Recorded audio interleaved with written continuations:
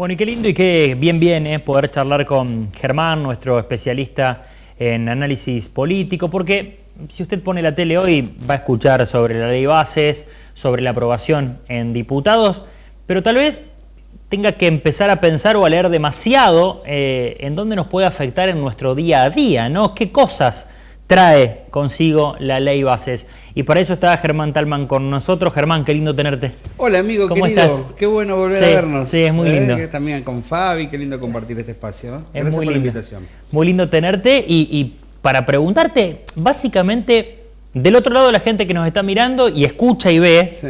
más allá de algunas cosas pintorescas de nuestros diputados, ¿qué pasó? Trabajaron. Trabajaron Eso ya sería un gran título. y hasta altas horas de la 30 noche y de la horas mañana. 30 horas de sesión para la primera ley, o en principio media ley, media sanción, de esto que había sido debatido a principios de año, fue el primer paquete. Vos decías, se llamaba ley ómnibus, en realidad siempre se llamó ley bases, y era denominada ómnibus por el tamaño y la cantidad de pequeñas leyes de reformas a la estructura. Era prácticamente el cambio de buena parte del código civil, de algunas cuestiones que hasta se metían en las cuestiones tributarias, que se metían en las cuestiones penales, había de todo. ¿Se acuerda que hasta era la toga para el juez? Bueno, eso fracasó en febrero, recordará, esa sesión que también fue maratónica, que cuando se llegó al tratamiento artículo por artículo, ahí no se, si bien había tenido aprobación en el paquete completo, en la discusión artículo por artículo, aparecieron dudas y el propio oficialismo la retiró en un hecho del que no hay muchos antecedentes. Pasó todo este tiempo, se trabajó políticamente, hubo negociación, hubo acuerdos, y se llegó a esto, que todos coinciden.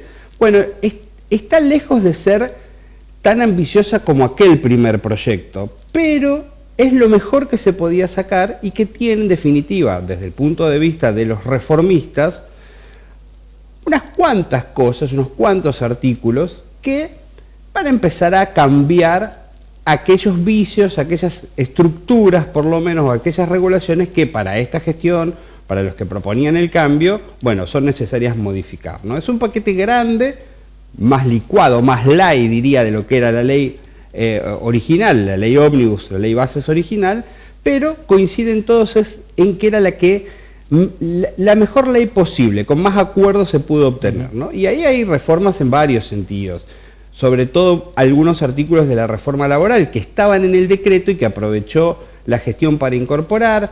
Hay algunas cuestiones vinculadas al paquete impositivo, que era otro, aquí hubo como un doble juego, ¿no? Iba la ley bases y el paquete fiscal, por separado, pero casi condicionados, porque tienen que salir los dos juntos, por eso se votaron en el mismo día y en el mismo lugar. Algunos suponen que es también porque era la moneda de cambio para que no se escape ningún voto. En el paquete fiscal hay mucho interés de los gobernadores porque se trataron impuestos, se restituyó impuesto a las ganancias, que es coparticipable a las provincias, y así había interés. Entonces, para que asegurar el voto en la ley bases, en el gran paquete de reformas, también aseguraron los votos en el paquete impositivo.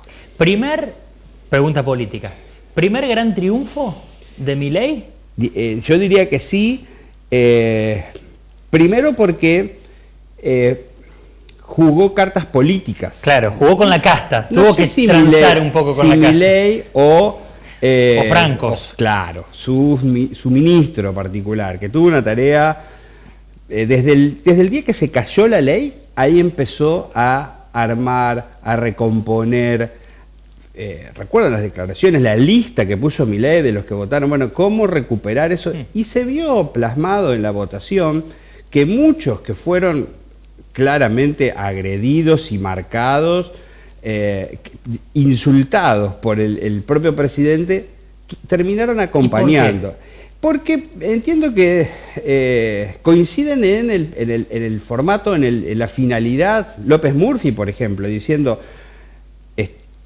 traidor, dijo Milei. Le dijo, claro, muchos radicales que también levantaron la mano, fueron los sentenciados en febrero como traidores. Bueno, coinciden en la necesidad de las reformas del Estado, de un plan de privatización o concesión de algunas empresas públicas, lo de la reforma laboral, bueno, todos estos puntos que para este gran sector de la política era necesario, a pesar de haberse tenido que soportar esas declaraciones del presidente cuando fracasaron en febrero. Creo que hubo un juego político más inteligente, es decir, es algo que lo charlamos el año pasado, este año también. Milei es un disruptivo de la política, no quiere las herramientas, no quiere las normas, pero está en un lugar en el que hay que hacer política, porque no está solo, porque no tiene mayorías en el Congreso, porque no tiene territorios. Entonces, muy a pesar de sus deseos, tal vez en 2025, cuando tenga una mayoría automática, como él dice va a tener, bueno, tenga menos necesidad de negociación. Pero hoy es la realidad, este es el Congreso que hay, y esta es la Cámara de Diputados y ese es el Senado, en donde ahora viene otra discusión. Decía Milei que de la reforma de Menem, esta es multiplicada por 5, como que es muy reformista esta ley. ¿Será tan así? Sí, es claramente una de los paquetes de reformas más grandes, ¿no? Como los que fueron en su momento el ingreso de Menem a la política, una reforma neoliberal en su momento, hoy bastante parecido en algunos puntos, de modernización. Bueno, digo, no se van a ver en el corto plazo, en lo inmediato, estas consecuencias. ¿En qué le cambia la vida a la gente? Bueno, probablemente lo va a ver en algún trámite, cuando le impriman un ticket y va a haber algún desglose de cómo se compone el importe que paga, porque le van a detallar los impuestos, cosas por ahí que son mínimas. Seguramente en la cuestión laboral es donde haya mayores impactos, los periodos de prueba, algunas mejoras para las pymes. Bueno, es muy amplio, abarca muchos lugares. Si usted trabaja en el Estado, bueno, su empresa a lo mejor, la empresa del Estado se privatiza o se concesiona, entonces ahí sí va a ser un efecto más inmediato. Las reformas más grandes, aquellas que tenían que ver con la caja de los sindicatos o los aportes que estaban en el primer proyecto, no estaban comprendidos en esta regulación. Hasta diría, de alguna manera, hay algún sector del sindicalismo que dice, bueno, es necesario modernizar algunas cuestiones. Por supuesto con reparos, que después hay que ver cómo se aplican.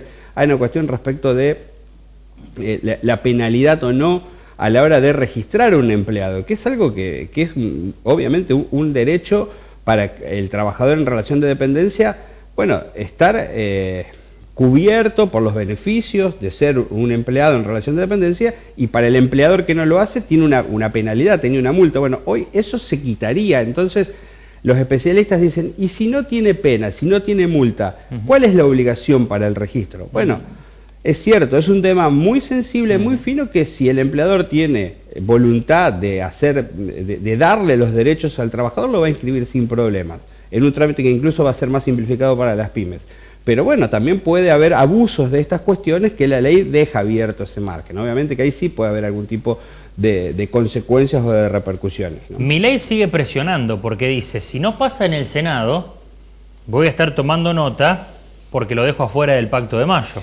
Lo que no sabemos es qué es el Pacto de Mayo todavía, o qué implica el Pacto de Mayo, si es una cuestión institucional, si es... O tratar de liberar algo. Viste que ahora a Cornejo le liberaron la obra pública. Claro, bueno, eso es algo que se está charlando. Debe haber algo de eso para hacer política. Claro. Para hacer política, es decir, está todo bien, muy disruptivo, muy anticasta, pero por lo menos en esta etapa hay que trabajar en el escenario y con los actores que tenemos. Ya hay algunos que ya dijeron que no van a ir, que no les interesa, hay sectores que no van a aparecer en el Pacto de Mayo, pero bueno, es cierto que Milei dice, lo dijo en el discurso de apertura, el pacto del 25 está condicionado por la aprobación del paquete fiscal y la ley bases. Se dio la media sanción en diputados. Se supone que la semana que viene empieza el trámite en Senado. ¿Trámite lo llamás? No, bueno, trámite burocrático, administrativo. ¿Están los votos o no? Y no, nadie tiene los votos en el Senado, nadie tiene una mayoría automática. ¿Qué piensan en el oficialismo?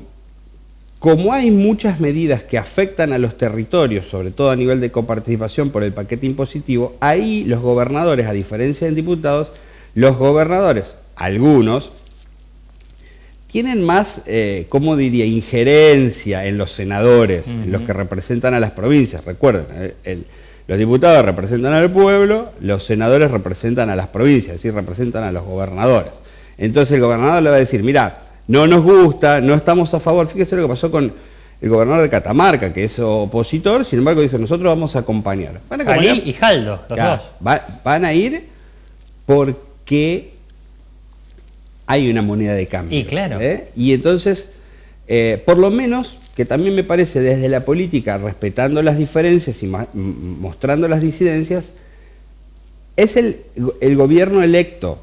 Y le damos las herramientas para que gobierne. Por lo menos lo vamos a evaluar andando con sus herramientas y que no tenga que después la excusa de decir, no me dieron las leyes, no me dieron los presupuestos, no me dieron las emergencias. Bueno, aquí en principio le estarían dando. Ahora, volviendo a la pregunta, no están los votos en el Senado, nadie lo tiene. De alguna manera, la primera minoría es opositora. Habrá que ver cómo es ese juego político. ¿Cuántos se enferman? ¿Cuántos pierden el avión? ¿Cuántos levantan la mano? ¿Cuántos se abstienen? En los dos lados, porque también hay muchos senadores que responden al radicalismo. De la Libertad Avanza hay pocos. Sí. Hay algunos del PRO y algunos del radicalismo, que tuvo una posición bastante clara, pero habrá que confirmarlo. Insisto, aquí habrá un rol importantísimo de los gobernadores y el trabajo del ministro del Interior para asegurar. Son optimistas en el oficialismo. ¿Sí? ¿Pero qué puede pasar? Bueno, que se rechace, sería lo más negativo, o que se modifiquen algunos artículos y vuelva al tratamiento de diputados, claro, en los que en algunos casos va a requerir una mayoría calificada, es decir, más cantidad de votos, y que habrá que ver ahí si los puede juntar. En el trámite, en el proceso de diputados, yo creo que le fue mejor de lo esperado, porque esos 140 votos que tenían prácticamente los aseguró en todas las leyes, no hubo modificaciones. Lo único que hicieron es le incorporaron esta cuestión del señor del tabaco, que fue una polémica porque era un sector que tenía beneficios fiscales. Se lo metió la oposición entre radicales y gente de Unión por la Patria, le generaron esa modificación y el proyecto salió con esa modificación, que de alguna manera hasta puede beneficiar al oficialismo por cuanto va a tener una posibilidad ahí también de una recaudación mayor. Necesito respuestas rápidas, minutos finales. ¿Hasta cuándo aguanta la gente? Porque la gente sigue aguantando, Milei, ¿eh? ¿Hasta cuándo? Y es una pregunta que no tiene una respuesta. Algunos ya no... Por eso te la hago a vos, porque sos el especialista. Algunos ya no.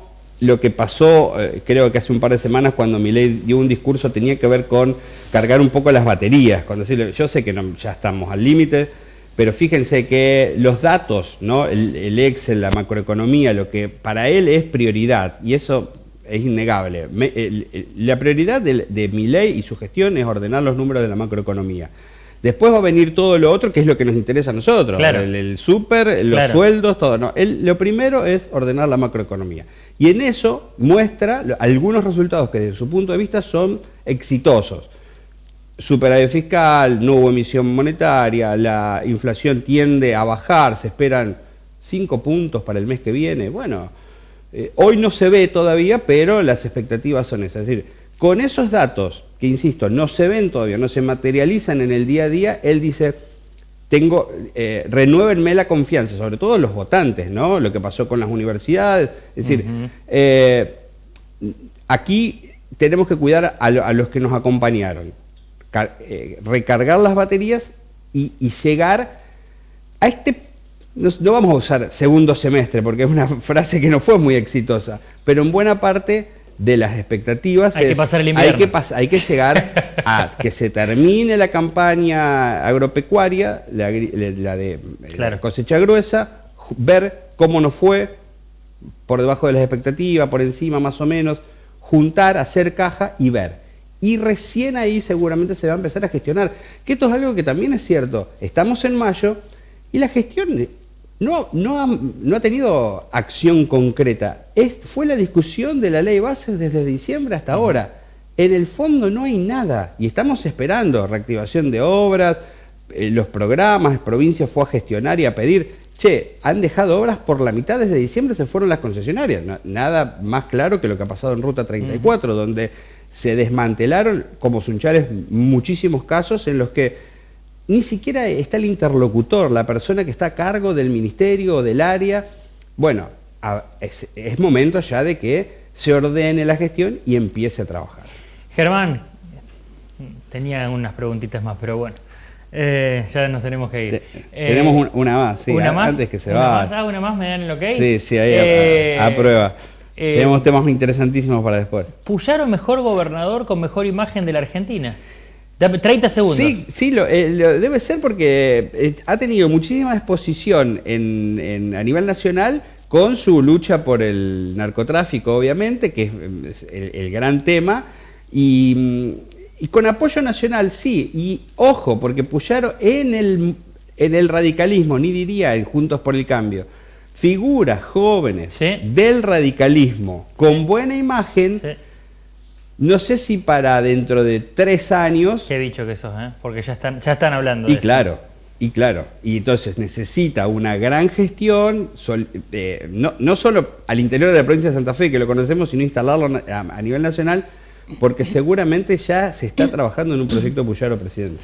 Placer tenerte. Hasta la próxima. Vení cuando quieras, las puertas están abiertas. Muy amable.